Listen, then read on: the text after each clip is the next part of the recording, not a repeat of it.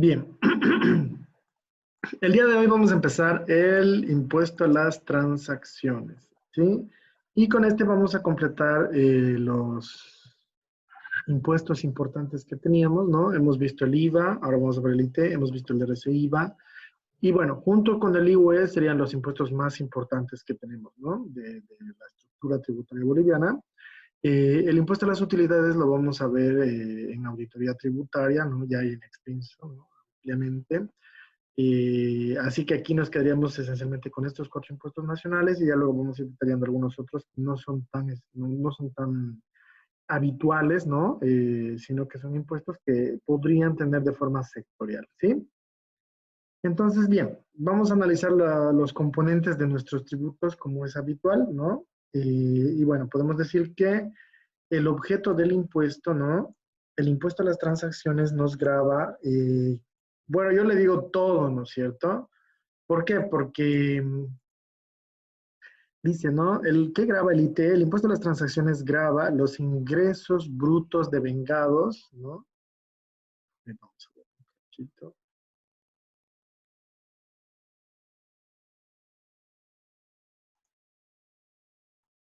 Ahí está, ¿no? Ingresos brutos devengados, ¿sí? Por el ejercicio en el territorio nacional. Pueden ver la presentación, ¿no? No lo hice. No, Lisa. Está cargando ya. ¿Ahora sí? Sí. Ahora sí, ok.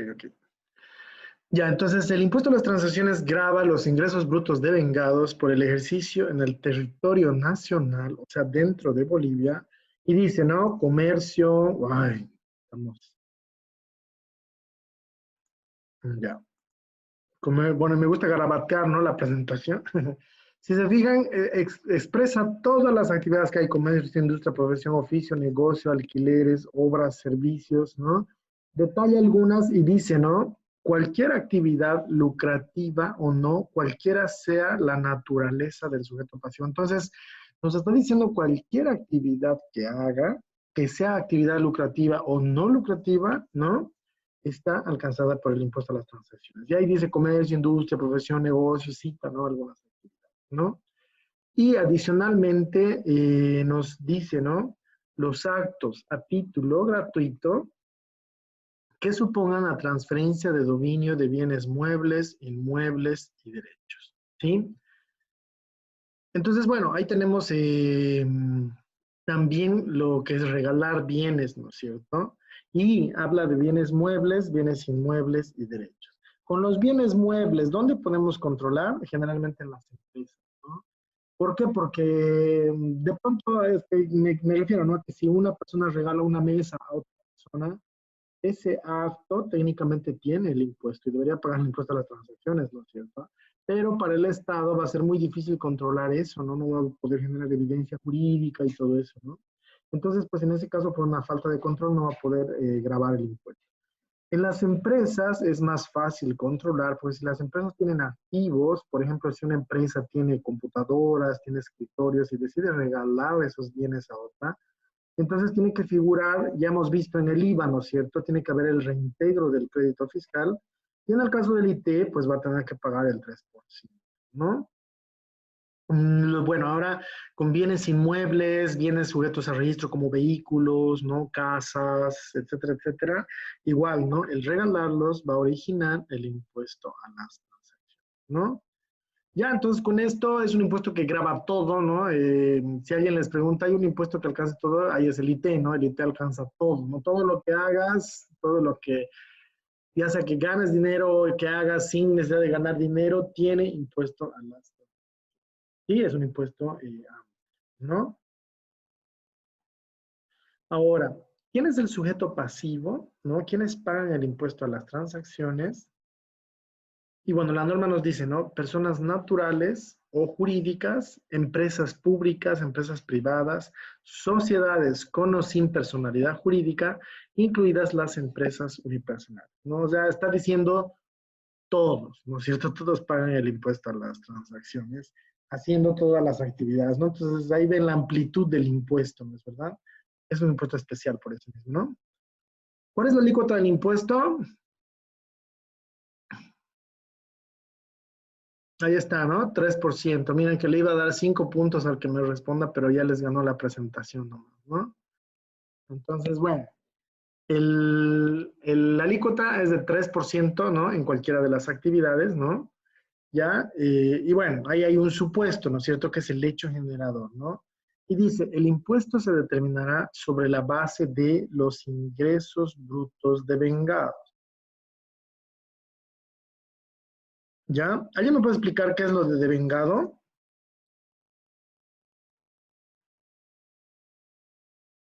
Voy a elegir mi voluntario. A ver, Alexandra.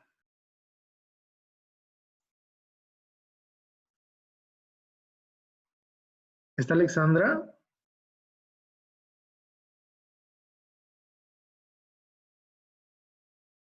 Parece que no está, ¿no? A ver, Janice.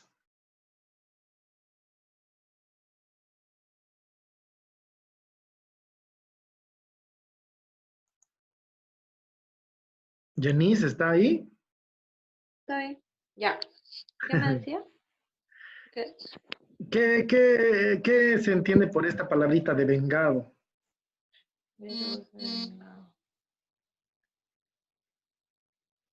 Que los ingresos que se hayan generado en el periodo que se hubieran pagado o no. Excelentemente bien, Janice, muy bien. Evidentemente, ¿no? Y el principio de devengado es que hay un registro ahí, ¿no? Contable incluso, ¿no? De cuando se percibe el ingreso, independientemente de que lo paguen o no, ¿no es cierto? Aunque no se ha pagado, pero cuando ya es conocido o ya se ha realizado ese ingreso, entonces ahí es donde se lo considera igual contablemente, ¿no? Entonces acá para el impuesto, igual cuando se devenga el ingreso, ahí, ¿no? Se genera el impuesto, ¿sí? Durante el periodo fiscal, dice, ¿no? Y por el ejercicio de la actividad grabada, ¿no? Eso por una parte, ¿no? Para todos los ingresos que hay, ¿no? En el caso de venta de bienes inmuebles, ¿no? Dice en el momento de la firma de la minuta. Yo no sé por qué me marca esta desactiva de un rato. Entonces la palabra clave acá es firma, ¿no es cierto? De la minuta, documento equivalente o de la posesión, lo que ocurra primero. Ya en la vida, bueno, eso es lo que está normado, ¿no es verdad? Es al momento de la firma de la minuta o documento equivalente o al momento de la posesión lo que ocurre primero. El tema de la posesión es difícil de controlar jurídicamente, ¿no? ¿Por qué? Porque por ahí alguien entró en posesión de un inmueble, ¿no? Y el Estado dice, bueno, usted entró en posesión, así que tiene que pagar el impuesto. ¿Cuándo entró en posesión? La persona no va a decir, yo estoy viviendo aquí 2 años, no va a decir recién, no, hace una semana estoy viviendo aquí, ¿no? Sería difícil lograr comprobar que ha vivido antes, desde cuándo, ¿no? Entonces, quedamos en que lo más fácil de controlar en este caso es la minuta de transferencia. Ese es un escrito, ¿no? En ese escrito va a decir, yo, Alejandro, le vendo a Daniel un inmueble, ¿no? Entonces, ahí va a haber una fecha, ¿no? En ese documento, ¿no? Ese documento a veces, bueno, tiene el reconocimiento de firma, está registrado ante el notario, ¿no? Entonces, eso es fácil de controlar, ¿sí? Ya, entonces, ahí, al momento de la fecha que tiene ese documento, ahí habría el supuesto, ahí se produce el hecho generador, ¿sí? En las transferencias a título gratuito dice, en el momento en el que se conoce el hecho. El auto final de declaratoria de... ¿Qué es lo que pasa? Al regalar inmuebles hay 3 situaciones, ¿no? Que alguien me regale un inmueble, cosa que es muy, muy, muy improbable, ¿no? Tendría que haber mucho amor, no sé, que un caballero le regala a su corteja un auto, ¿no? Una cosa así, ¿no? No es algo que no exista, o sea, hay, ¿no es cierto? Se puede dar, pero tampoco es algo muy común, ¿no? No es algo que ocurra siempre, ¿no? En ese caso, ¿qué supuesto vamos a utilizar? El momento de la firma de la minuta, ¿sí? El documento que existe. Y ahí es donde se conoce el hecho jurídicamente, ¿no es cierto? Cuando firman los papeles, ¿no? Cuando ahí la minuta dice, yo entrego para su posesión y uso el vehículo, a tal persona, ¿no? Y ahí firmamos, hay una fecha, esa fecha es la que sí, ¿sí? Primera opción. Segunda opción, que yo en vida les dé sus herencias a mis hijos, ¿no? qué sé yo, por ahí yo tengo 3 casas, una oficina, 2 autos, ¿no? Entonces, ya me siento mayorcito y digo, no, bueno, a ver, muchachos, para que no se peleen cuando yo me muera, esta casa va a ir para ti, estas otras 2 casas para ti, la oficina y el auto para ti, qué sé yo, ¿no? Entonces, eso es un anticipo de legítima, ¿sí? Así se llama. Y ahí también hay una minuta, ¿no es cierto? Ahí igual se va a firmar un documento, vamos a hacer escritos, ¿no? En donde yo les entregue los bienes a mis herederos, ¿sí? La tercera opción es que la persona fallezca, ¿no? Si una persona fallece y tenía bienes, entonces los hijos tienen que hacer una herencia. Ahí en Bolivia era toda una complicación antes, pero ahora ya hay el camino fácil y hay el camino difícil, ¿no? Entonces, ¿cuál camino deberían seguir? De pronto, si viene una familia y nos pide asesoramiento, lógicamente vamos a tratar de decirles el camino fácil, ¿no? Pero a veces, pues, no se puede, ¿no? ¿Cuál es el camino fácil? Si es que fallece una persona y queremos heredar sus bienes, si es que todos estamos de acuerdo en la herencia, ¿no? Por ejemplo, tenía una casa y 2 autos y somos 3 hijos, ¿no? Y entre los hijos hemos hablado y decimos, bueno, el hijo mayor se quedó con el papá, ¿no es cierto? Con él siempre, lo cuidó, ¿no? Estuvo con él, ¿no? Estuvo hasta el final, le atendió, ¿no? En su vejez, ¿no? Entonces, el papá quería que la casa se vaya con él, ¿no? Entonces, vamos a respetar y la casa vivir con él. Y nosotros de a un autito cada uno y ahí todos felices, ¿no? Entonces, si es que hay una situación así de acuerdo, ¿no? Entonces se puede hacer un documento notarial. Uno va al notario, el notario redacta la declaratoria de herederos, le tomará entre 3 días a 5 días, me entrega el testimonio y ahí nuevamente vamos a utilizar la firma de la minuta de vuelvo. En este caso va a ser el documento equivalente que va a ser la declaratoria de herederos, ¿sí? Pero si es que no estamos de acuerdo, ¿no? Por ahí el mayor dice, yo me voy a quedar con la casa porque yo era el mayor y yo lo he cuidado y qué sé yo. Y el menor dice, no, yo también me voy a quedar con la casa porque yo lo quería más, ¿no? Mucha para calmar mi sufrimiento. Qué sé yo. Además, él quería que yo me quede con él. Y hay una pugna, ¿no? Entonces ahí lo que hay que hacer es una demanda de declaratoria de herederos ante el juez. Se inicia un proceso judicial. Me parece que quizás el 50% de los casos o más va por esa vía, ¿sí? Generalmente cuando las personas tienen más recursos, además tienen más familia, ¿no? Hay más hijos, a veces hay hijos de otros matrimonios, ¿no? Entonces, bueno, ahí peor la cosa, ¿no? Entonces, bueno, hay una demanda de declaratoria de herederos. En esa demanda, el juez va a ver todos los bienes que tenía el de cuyos, ¿no? El fallecido, va a ver cuántos hijos hay y él va a dividir el acervo patrimonial, ¿no? Va a decir, bueno, en función a la ley, ¿no? La ley dice que el 50% es para el cónyuge, ¿no? Y el otro 50% se divide entre los hijos y el cónyuge, ¿no es cierto? O sea, hay una cuota parte así, ¿sí? En este caso, entonces, el juez va a revisar esa situación, va a generar eso y va a sacar su sentencia de juez, ¿no es cierto? O sea, hay la sentencia de declaratoria de herederos, ¿no?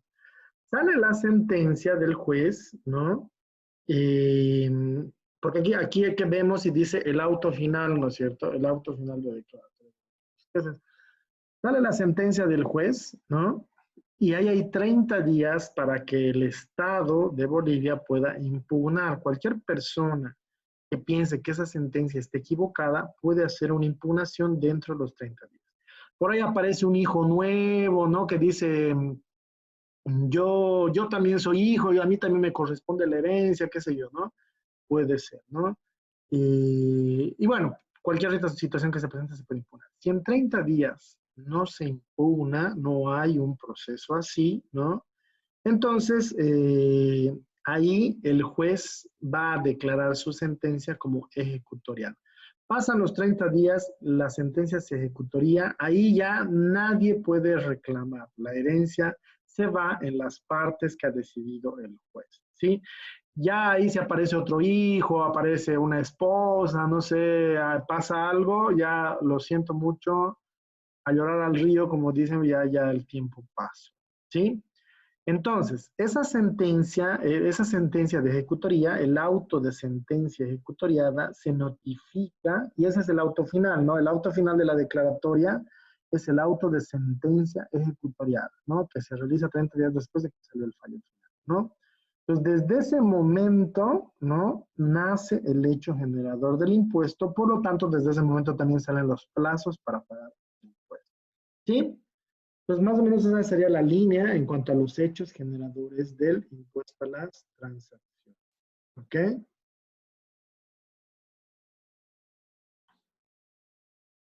¿Cuándo se debe pagar? El impuesto a las transacciones se paga de forma, bueno, vamos a mostrarlo, nos vamos a ir más arriba, de forma mensual, ¿sí? En declaraciones juradas efectuadas en formularios en función al último dígito del NIT según el decreto supremo del 99, 25, 19. O sea, si mi NIT termina en 0, es hasta el 13 de cada mes. Si termina en 1, hasta el 14. Y así, ¿no es cierto?, hasta el que termine en 9, que es hasta el 22, ¿no? Entonces, el impuesto se liquida de forma mensual. Para los ingresos habituales, esto es en el caso de los comerciantes, ¿no? Y tenemos comerciantes que tienen ingresos al comercializar sus productos, de esa forma lo van a declarar, ¿sí? Se exceptúa de la presentación de ese plazo, ¿no? A los contribuyentes que hagan transmisiones de dominio, ¿no? O sea, esto de regalar muebles o vender inmuebles, por eso dice a título oneroso o a título gratuito, ¿no? De bienes urbanos o rurales. A todos los que regalen bienes o vendan bienes, ¿no?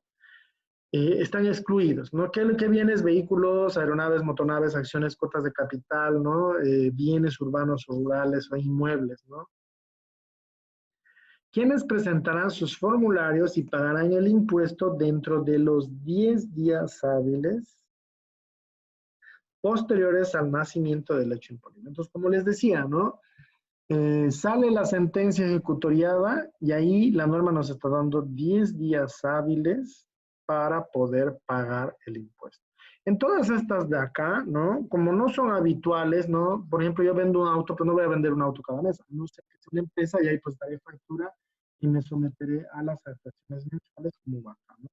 Pero si no soy una empresa que se dedica a vender autos, sino que mi empresa extraordinariamente, extraoficialmente está vendiendo un vehículo, entonces ahí pues al momento de la firma de la factura, ¿sí? ¿Ya? Igual, si no soy empresa, soy una persona y doy un auto, entonces tenemos 10 días hábiles para poder pagar. O que este impuesto, ¿no? Está yuxtapuesto con otro impuesto más, que es el impuesto municipal a la transferencia. ¿Quién cobra el impuesto municipal a la transferencia? Donay. ¿La alcaldía? Muy bien, la alcaldía, excelentemente bien, ¿no? Ahora, la alcaldía, ¿no? Recauda tributos que se van a los bolsillos del alcalde, ¿no es cierto? Y bueno, pues impuestos nacionales, la Administración Exactamente, Luis. Nacional, ¿no ven? Cobra tributos que se van a los bolsillos del presidente del Estado, ¿no? Entonces, por eso digo que hay una yuxtaposición, ¿no? Porque ahí va a estar, por un lado, el alcalde cobrando sus impuestos, ¿no? Y por el otro lado va a estar la Administración Nacional también cobrando los impuestos. Entonces, Y aparte el ITE es sobre impuestos. sí, el IT es sobre... Sobre impuestos porque debería ser sobre el 87 y lo hacen sobre el 100. Ah, ya, muy bien, claro. Estamos diciendo acá que el IT es sobre los ingresos brutos devengados. Y ahí tenemos que recordar cómo contabilizamos, ¿no? Por ejemplo, si yo declaro una venta, ¿no? Si yo declaro que vendí un producto en 100, ¿cómo contabilizo esos 100?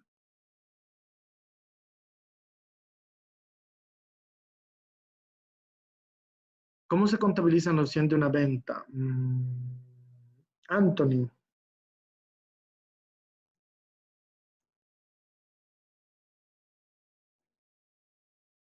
Se le ¿Está saca Anthony? crédito.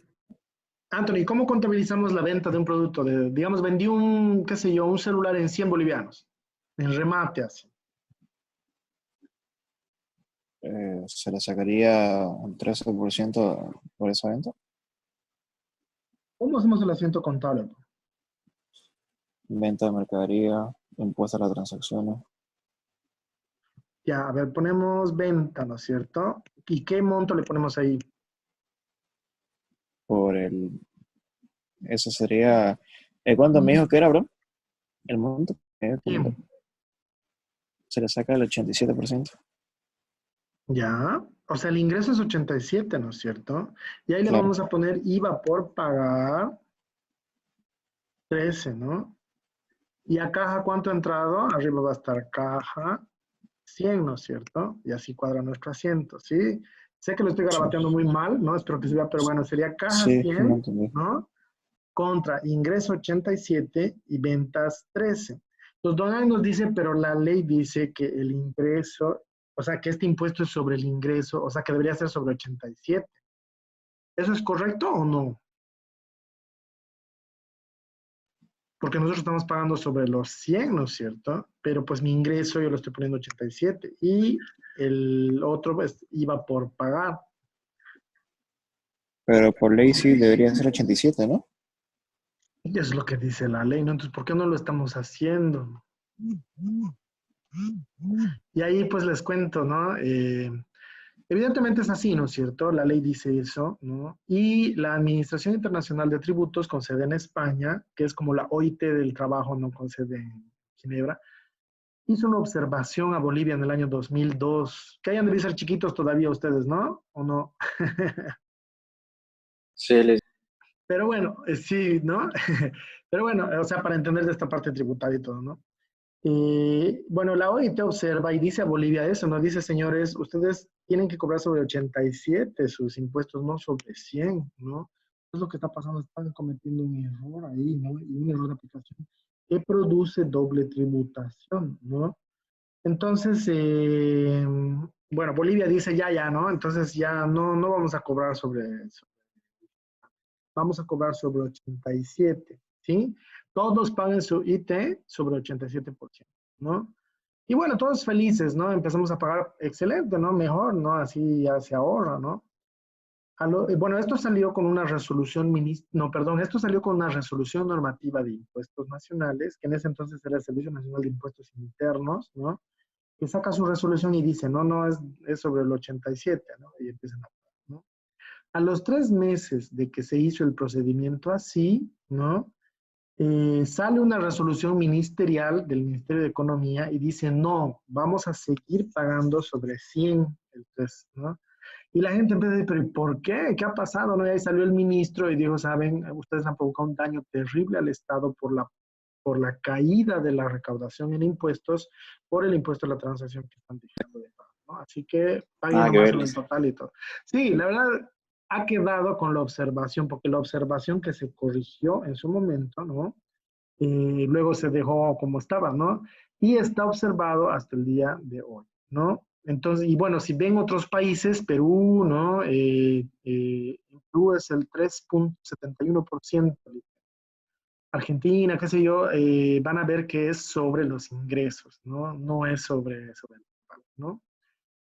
Ya, entonces, bueno, así está, ¿no? Actualmente, entonces, pues lo que nos queda es pagar, ¿no? Sobre el 100. Y encima tenemos otra juxtaposición que es con la alcaldía, ¿no? Porque el gobierno municipal está cobrando igual impuesto a la transferencia por el tema de estos vehículos, ¿no? Todo esto.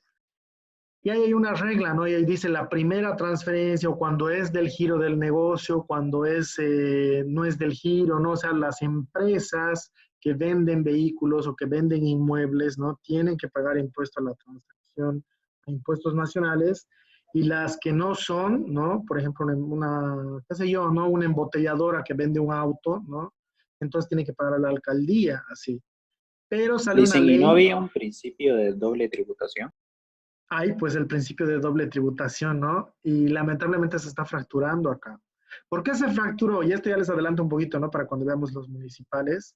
En el año 2011 sale la ley 4, ¿no? De impuestos municipales, y en esta dice la regla que les digo, ¿no? Si es que es una empresa que no tiene por giro del negocio la venta de bienes inmuebles o vehículos, entonces la segunda transferencia en adelante o las transferencias que realice son municipales, ¿no? En el año 2012 sale una ley nacional que reglamenta lo contrario, ¿no? Y dice, no hay giro del negocio, la primera venta es nacional y qué sé yo. ¿Qué dice el gobierno municipal de Santa Cruz? Dice, esa ley es posterior a nuestra ley, por lo tanto no surte efecto. Es para los municipios que después del 2012 creen sus leyes municipales, ¿no? O sea, no le hace caso a la ley. ¿Qué dice impuestos nacionales? Dicen, no, pues es una ley nacional, tiene que cumplirse, ¿no? Entonces uno va a impuestos nacionales y dice, bueno, quiero saber si pago acá o pago en el municipio. Y impuestos nacionales dicen, sí, es aquí, ¿no? Aquí tienen que pagar, ¿no? Sus impuestos y vaya a decirle al municipio que no le corresponde. Uno va al municipio a preguntar, ¿no? Y dice, ¿esto lo pago dónde? ¿Allá en impuestos o aquí en el municipio? Los del municipio dicen, sí, es aquí, tiene que pagar aquí, ¿no? Más vaya a decirle a los de impuestos que no tiene que pagar allá. Entonces, ¿quién queda perjudicado en esta situación? El administrado, ¿no? Entonces, ¿qué les queda por hacer a las empresas si quieren evitar problemas? Pagar 2 veces el impuesto a la transacción, ¿no? Lamentablemente está así, ¿no? Bueno, ¿cómo tendría que dirimirse esta situación? El Tribunal Constitucional tendría que pronunciarse señalando quién tiene la competencia en este caso. Eso es un poco difícil de que pase, ¿no? O sea que, bueno, hay que esperar, ¿no? Y pues, bueno, mientras tanto, ahí se fractura el principio de evitar la doble imposición, ¿no? Así que, bueno, así estamos, ¿no? Así estamos con el impuesto a las transacciones en este caso, ¿no? Y lamentablemente, pues, bueno, esperemos que dentro de poco se corrija, ¿no? Si no, pues cuando trabajen en empresas les va a tocar un poquito esa situación, ¿no? Y bueno, luego tenemos el artículo 76, ¿no? Que nos dice quiénes no pagan el impuesto a las transacciones, ¿sí? Como es un impuesto tan grande, ¿no? Es un impuesto que alcanza todo, entonces tiene un cuerpo importante de exenciones, ¿no? Como les digo, ¿no? O sea, como es todo, entonces va diciendo menos esto, se va dando exenciones a sectores importantes, ¿no? Primer sector, el desempeño de cargos públicos, ¿no? Todos los funcionarios públicos, funcionarios del Estado, por el sueldo que reciban, ¿no? Ese sueldo quedaría exento del impuesto a las transacciones, ¿sí? Qué ridiculez, le dicen. Me va a disculpar. Sí, es medio, pero bueno, vamos a ir viendo más exenciones, ¿no? Para acompañar, ¿no? Más la estructura, ¿no? Segunda exención son las exportaciones, ¿no? Habíamos visto que las exportaciones están liberadas del impuesto al valor agregado y también, por otra parte, están exentas del impuesto a las transacciones. Entonces, ¿nos conviene exportar? Ahí la respuesta, en definitiva, nos conviene exportar a efectos tributarios, ¿no? ¿Qué es exportar? Vender, pero a extranjeros, ¿no? Afuera del país, ¿sí? Luego tenemos los servicios prestados por el Estado Nacional, departamentos, gobiernos municipales y sus dependencias, reparticiones, a todos los servicios que dé el Estado en sus reparticiones, está exento del impuesto a las transacciones, porque ahí habría un tema de confusión, ¿no? O sea, el Estado cobra el impuesto para tener recursos para invertir en sí mismo, pero pues no va a pagar él mismo, ¿no? Ya que necesita recursos, es una cosa así, ¿no? Por eso está. Y dice, con excepción, ¿no? De las empresas públicas, ¿sí? Entonces, habíamos visto empresa pública, Entel, ¿no? Habíamos visto yacimientos petroleros fiscales, habíamos visto transporte aeromilitar, ¿no? Como empresa pública, etcétera, etcétera. Todas esas tienen que pagar impuesto a las utilidades porque pues son empresas al final, ¿no es cierto?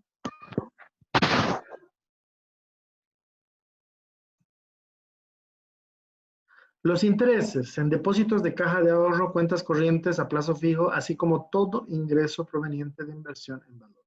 Entonces, aquí estamos hablando del tema de la bolsa de valores y el tema de los intereses de todo lo que es instituciones financieras, ¿no?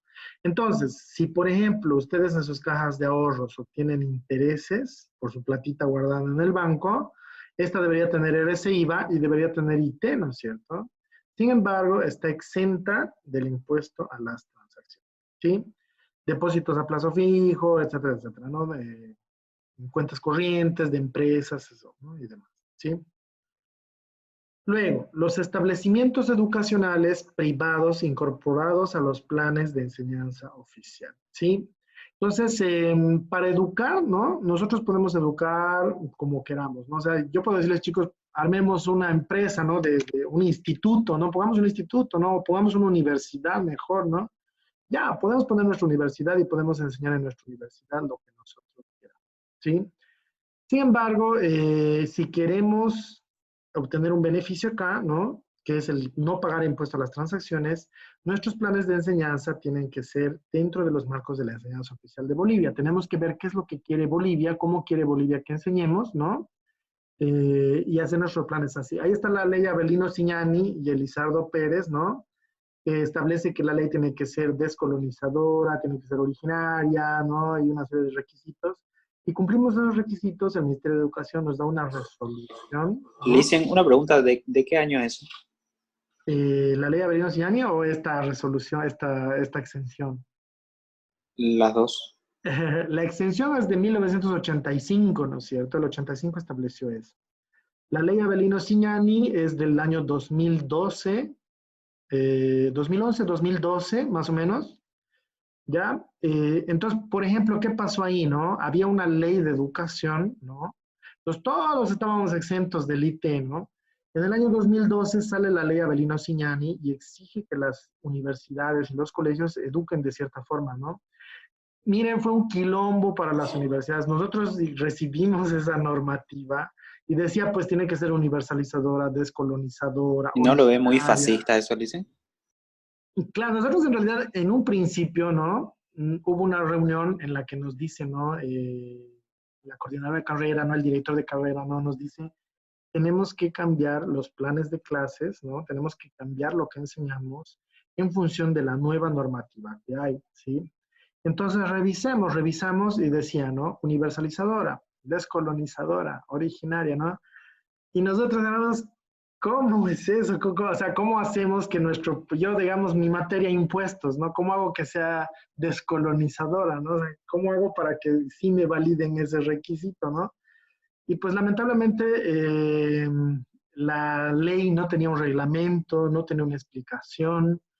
El Ministerio de Educación no conoce, o sea, se preguntó y ellos tampoco sabían cómo se iba a hacer eso, ¿no? Entonces fue todo un desafío, ¿no? Fue todo un reto, ¿no? Bueno, uno de los requisitos que había para la educación era que esta no podía ser de 5 años, ¿no? Ahora es 4 años y medio, ¿no? En el nuevo pensum, ¿no? 4 Sí, años. No, 4 4 años años. clavados. 4. Claro, 4. ese es el requisito, sí, sí, sí. O sea, las carreras eran de 5 años. Preguntándole al ministro, él nos decía, en toda Sudamérica las carreras son de 4 años, cosa que hacen a todos los profesionales más competitivos porque salen más jóvenes. Entonces, ¿cómo podemos en Bolivia mantener los 5 años y que salgan más mayores, no? Está bien, ok, bueno. Luego tenía que haber la materia originaria, que era un idioma originario, ¿no? Elementos así.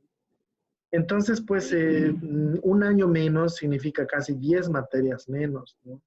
Luego, el tema de que hay la materia del idioma originario, había cierta la materia universalizadora, descolonizadora, o sea, había materias específicas que había que quitar.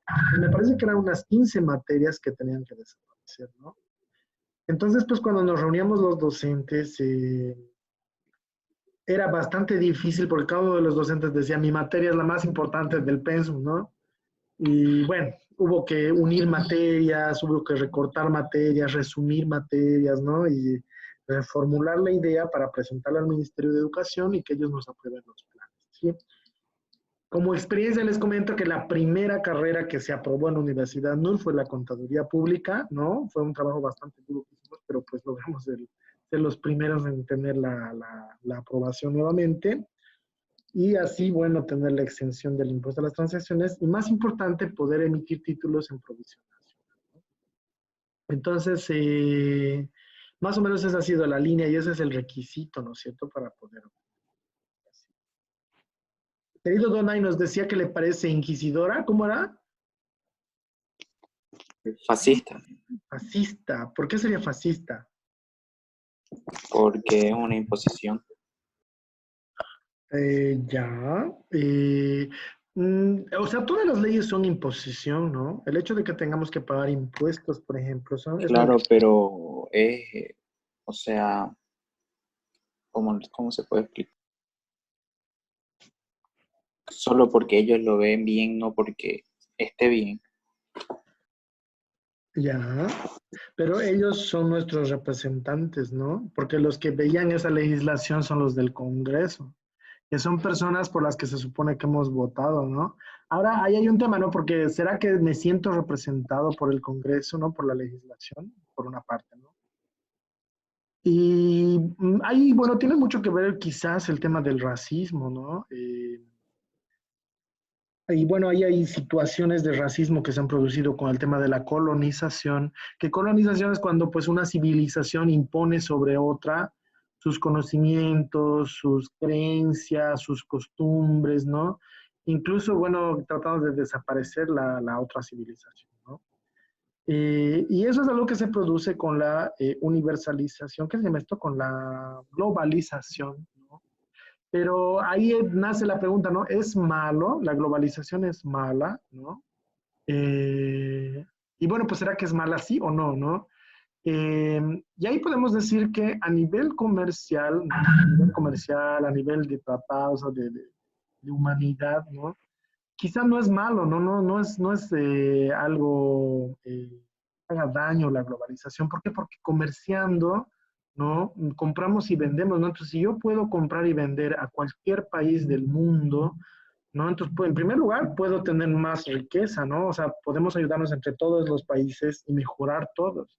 En segundo lugar, puedo hacer que mis cosas, mis productos, mi fruta, la conozca todo el mundo, no se conozca a nivel mundial, ¿no? Entonces, difundir, ¿no?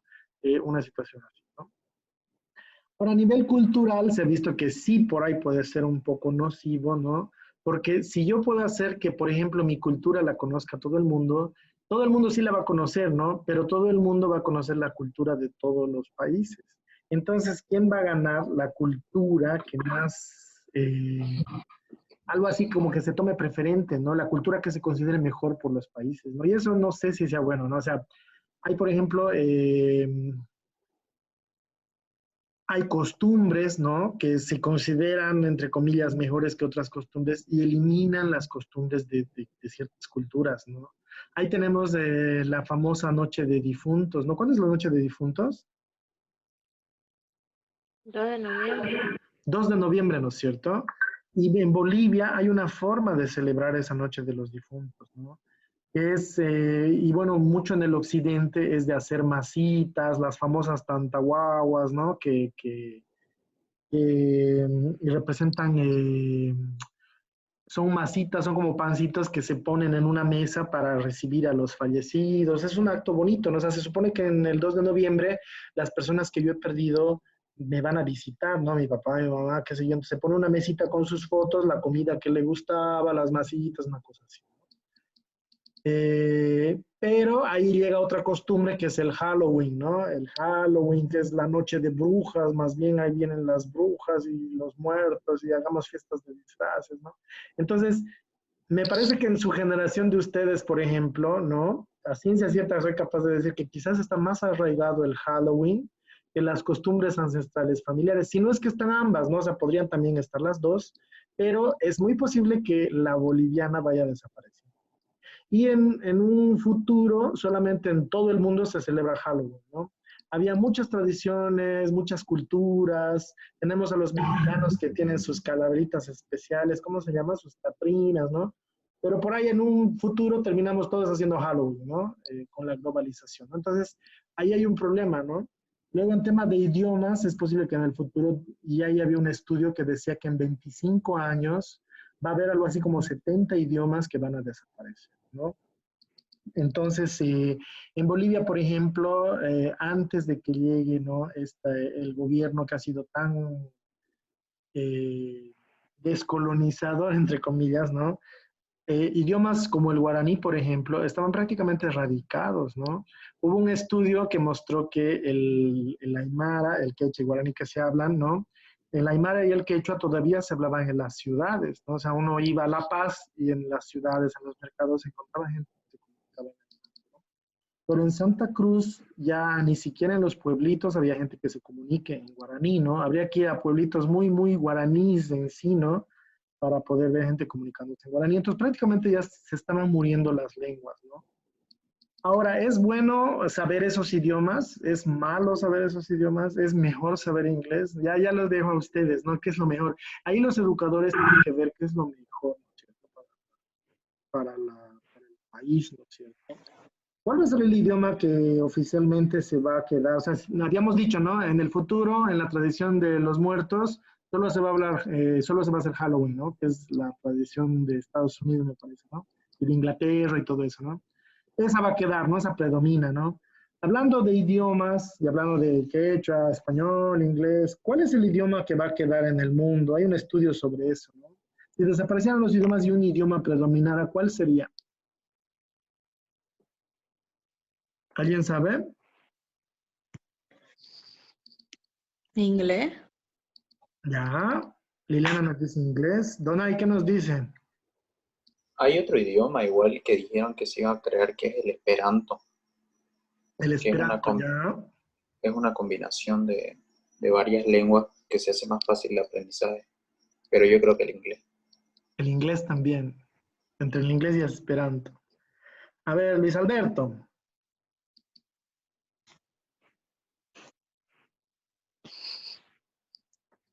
¿Qué está haciendo Luis ¿Cuál es Alberto, la no? pregunta, Lisa? ¿Está? ¿Cuál es la pregunta?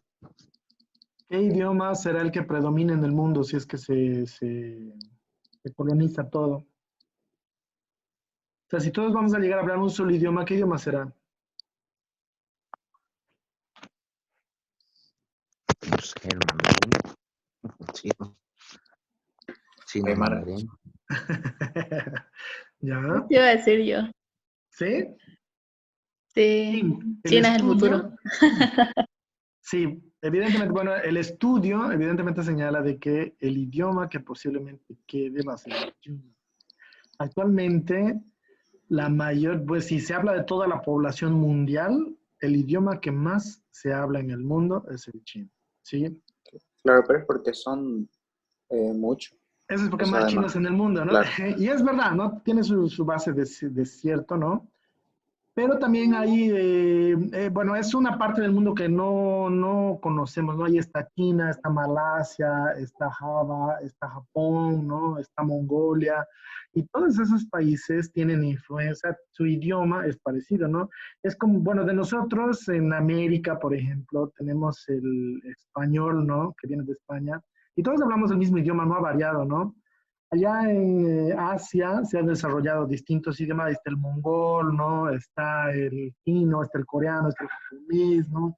Y hay varias variaciones de esos idiomas, pero todos tienen base china, ¿no? O sea, todos tienen como que una lengua original, ¿no es cierto? No digo base china, sino que todos tienen una lengua original. Por ejemplo, la escritura china de la escritura japonesa son distintas, ¿no? O sea, no podrían llegar a leer una persona que sabe chino no podría llegar a leer el japonés, pero los símbolos son parecidos, ¿no? Entonces, de alguna manera va a entender algo, ¿no? De esos símbolos, ¿no? A eso es a lo que me refiero. Entonces, con esa influencia, ¿no? Y hay muchos más países que podrían aprender chino de una forma más sencilla, ¿no? Ahora nosotros, todos los idiomas latinos son un poco más fáciles de aprender, ¿no? Que por esencia para nosotros está el castellano, el portugués y el italiano, y luego tenemos otros idiomas que son el inglés, el francés, que igual son de base latina, pero ya tienen más variación. Pero pues el chino parece que es el futuro, ¿no? Por la cantidad de gente que hay, ¿no? Entonces, bueno, veremos qué pasa, ¿no? Veremos qué pasa. Yo la verdad en la educación no veía tan dañino, ¿no? Que sea descolonizador, porque realmente mantener la cultura de Bolivia es algo bueno, porque me parece que hay mucha cultura, ¿no? Incluso, y ahí pongámonos a ver las danzas, ¿no? De Oruro, de Santa Cruz, ¿no? Que la Chovena, que el Inku, de Potosí, ¿no? Claro, dicen, pero yo creo que lo hacían con otro sentido. Ya. O sea, con el sentido de adoctrinar. Uh-huh. Es posible que sí, ¿no? Es posible que haya un matiz de eso. Pero ahí ya el que educa ya es uno, ¿no? O sea, ya somos nosotros para ver cómo nos educamos, ¿no? Podemos usar la base que ellos ponen, pero siempre tratar de rescatar lo mejor para la educación, ¿no? Ahora, sí, evidentemente con educación se puede adoctrinar, no sé que, por ejemplo, hay países como Venezuela, Cuba, ¿no? Donde uno lleva inglés y es ya la biografía de Che Guevara, ¿no? En inglés, ¿no? Ya aprendiendo inglés, ¿no? Uno lleva computación, programación, Carlos Marx, ¿no? El libro de Carlos Marx vamos a programar, o sea, eso ya es adoctrinamiento, ¿no? Conducción, ¿no? Entonces, la idea es limitar eso, ¿no? El lema de la Universidad NUR es la verdad nos hará libres, ¿no? Uno de los lemas. ¿Y cómo sé la verdad? Con información, ¿no? Con educación. Entonces, más o menos ir por esa línea, ¿no? Es un poquito eso, ¿no? Ahora, bueno, volviendo un poquito a las exenciones, ¿no? Hemos logrado la exención, que ha sido algo muy bueno, ¿no? Y ahí tenemos el no pagar el impuesto a las, ¿no? Vamos a seguir. Luego dice, ¿no? Los servicios prestados por representaciones diplomáticas en países extranjeros y organismos internacionales acreditados ante el gobierno de la República. Ahora ya es Estado, ¿no? Ellos no pagan nuestros impuestos en Bolivia y nosotros no pagamos sus impuestos en el exterior. Esa es una política de reciprocidad tributaria y a causa de eso hay esa exención, ¿no? Para ellos. Luego, venta de libros, diarios, publicaciones informativas, periódicos, revistas, etcétera, etcétera, exentos del ITE. Habíamos visto que ellos tienen la alícuota cero en el IVA, así que vender libros no genera ni IVA ni ITE, ¿no? Por lo tanto, se hace un mercado interesante. Aún así, ¿será que se compran muchos libros en Bolivia? No, no Patricia, tenemos el hábito de leer. Son vivísimos los impuestos. En realidad este tributo se ha hecho para fomentar la lectura, ¿no? O sea, de pronto que con impuestos podemos fomentar o desincentivar sectores, ¿no? Entonces, queremos que haya más libros, más lecturas, más publicaciones, sí, ¿no es cierto? Entonces, no cobremos impuestos para que la gente diga, ese rubro no pago impuestos, me conviene, ¿no? Y bueno, traten de hacerlo, ¿no? Aún así, como dice su compañera, no tenemos costumbre de leer, ¿no? Me sorprende que en una visita a Buenos Aires yo vi una librería muy, muy bonita, ¿no? Y bueno, entré, pasé, ¿no? Me vi los libros y qué sé yo, ¿no? Buscábamos un libro en específico que no encontrábamos. Bueno, de ahí pasé a otra librería que era muy, muy linda y bueno, pues resulta que era una de las librerías más lindas, más lujosas, más especiales de Sudamérica. Y claro, era un teatro municipal, ¿no? Decorado, ¿no? Donde había la galería, los palcos, platea, ¿no? Todo, que se convirtió en biblioteca, ¿no? Entonces, en todo lado eran estantes de libros, pero era pues con la infraestructura de un teatro, ¿no? Del Renacimiento, ¿no? Entonces, muy elegante. Y yo decía, veía miles de libros ahí y lo veía llenísimo de gente, o sea, parecía Barrio Lindo el día miércoles, así, ¿no? Y yo decía, claro, bueno, con tanta gente, lógicamente va a tener recursos para poder ser este tipo de librería de esta envergadura, ¿no? Pero pues una librería más chiquita habría que ver, ¿no? Y luego seguí yendo y me di cuenta que en esa avenida, la avenida Santa Fe, había muchas, me atrevo a decir que había hasta una librería por cuadra, grandes, chiquitas, ¿no? Y en todas había gente, ¿sí? Entonces, ahí sí realmente dije, o sea, si hay tanta librería en las calles, es porque hay, o sea, si hay oferta, es porque hay su demanda, ¿no es cierto? Y por otra parte, eso pues hace que la gente sea más culta, o sea, es importante eso, ¿no? Y bueno, recuerdo que cuando yo hace algunos años paseaba por Santa Cruz, veía por el Parque Arenales, había una librería que decía el Kunumi Letrao, ¿no? Y bueno, estuvo ahí, era una bonita librería, pero con el tiempo desapareció. ¿Por qué desaparecería? Imagino que tenía dificultades, ¿no? No ha debido ser un producto muy vendido, ¿no? Entonces, yo sé que todos, y bueno, todos tenemos que de alguna forma fomentar la lectura, ¿no? Para incentivarnos en leer, ¿no?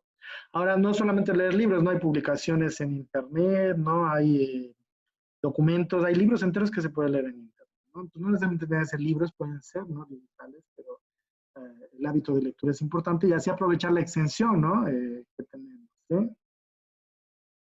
Luego dice, ¿no? La compra-venta de valores, cuotas de capital, acciones de aventuras y demás títulos valores, habíamos dicho que todo lo que es bolsa de valores, exento, ¿no es cierto? Tanto del IVA como del IVA. Luego tenemos la compra-venta de minerales, metales, petróleo y gas natural. En realidad eso, con el decreto 27190, ¿no? Ha habido una aclaración y dice que sí está alcanzado por el impuesto, ¿sí? Entonces, eso no formaría parte de la exención, ¿sí? Luego tenemos la cesión de bienes o activos sujetos a proceso de titularización. Habíamos hablado ya en el IVA, ¿no? Estos son bienes especiales y yo considero que tienen valor, puedo titularizarlos, ¿no? Y estos están exentos del IVA y están exentos del IT, ¿no? La transferencia de cartera, ¿no? Las carteras de clientes de los bancos, seguros, igual, ¿no? Exentos del IVA y exentos del IT, ¿sí? Entonces, bien, eso sería, chicos, con relación al impuesto a las transacciones, ¿no? Es cortito, ¿no? Sé que nos hemos prolongado un poco, pero bueno, ha sido porque ustedes se han atrasado. No sé de alguna consulta, duda, comentario.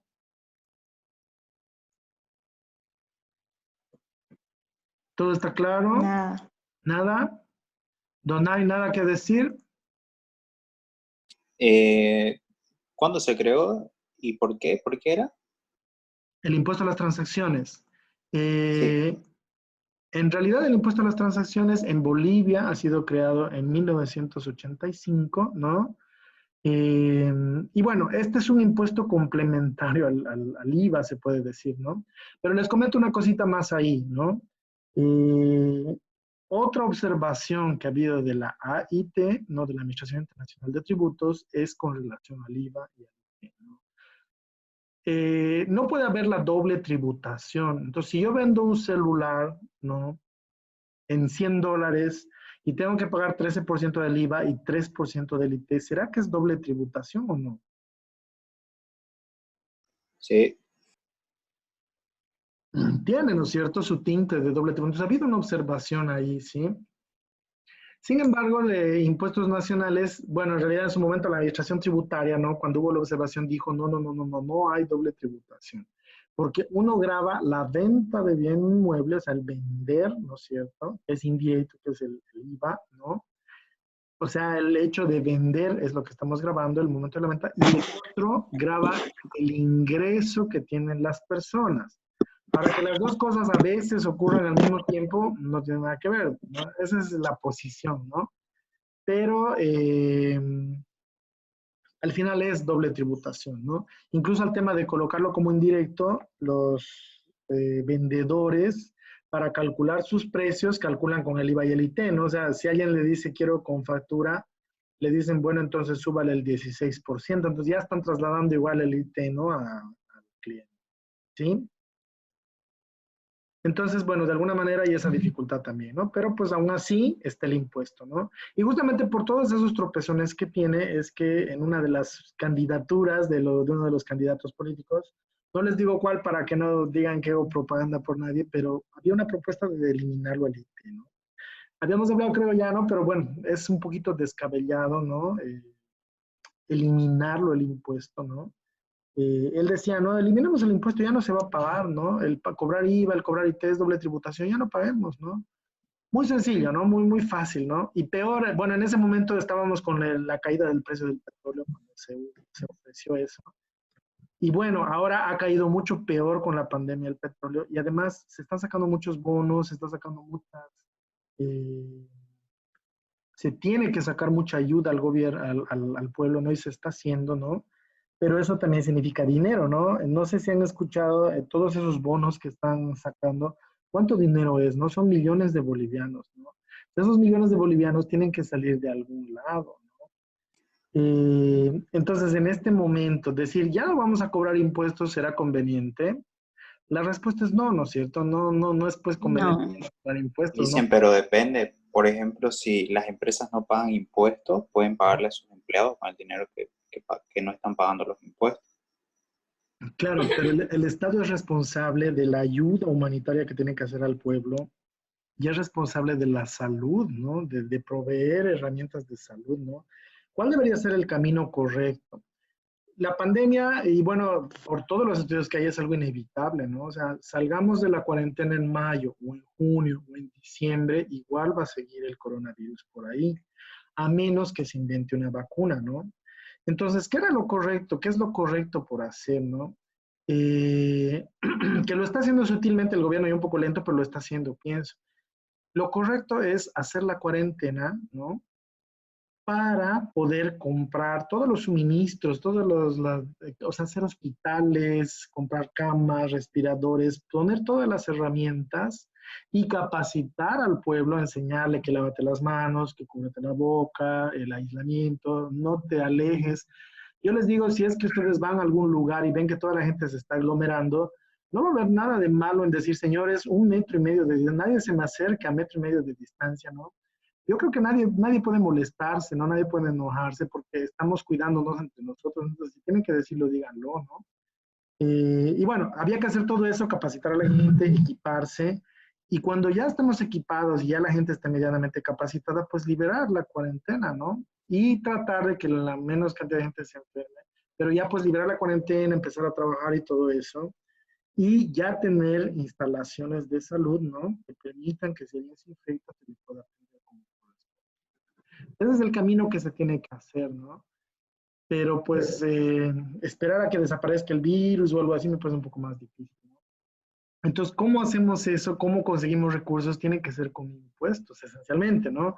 Ahora, lógicamente, ahora, por ejemplo, se ha pedido un préstamo de miles de euros, ¿no? No sé cuántos millones de euros desembolsó el Banco Mundial, ¿no? A Bolivia. Entonces, bueno, esa es deuda externa, ¿no? Eso pues nos va a endeudar, ¿no? Hay que pagar eso después. Entonces es difícil, ¿no? Yo y la verdad, y ustedes pueden ver, ¿no? O sea, la dificultad que tiene la persona que gobierne, no ahora, sino en toda la coyuntura, ¿no? ¿Por qué? Porque esas decisiones son muy difíciles. O sea, ¿qué hago? ¿Que no pague impuestos y me endeudo?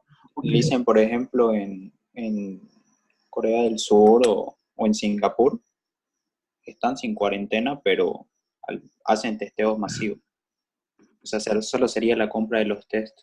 Y el que dé positivo se lo pone en cuarentena. O sea, solo a los enfermos, no a los no enfermos.